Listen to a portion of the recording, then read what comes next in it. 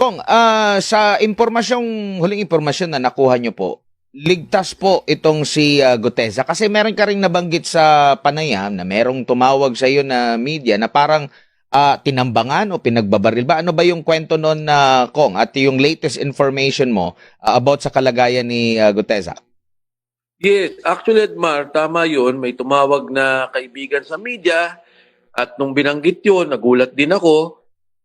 Ang una kong ang tanong is, ano yung source? Nung nabanggit na medyo talagang credible yung source. Ibig sabihin, hindi naman kwento-kwento lang at meron din namang, kumbaga, din na posisyon.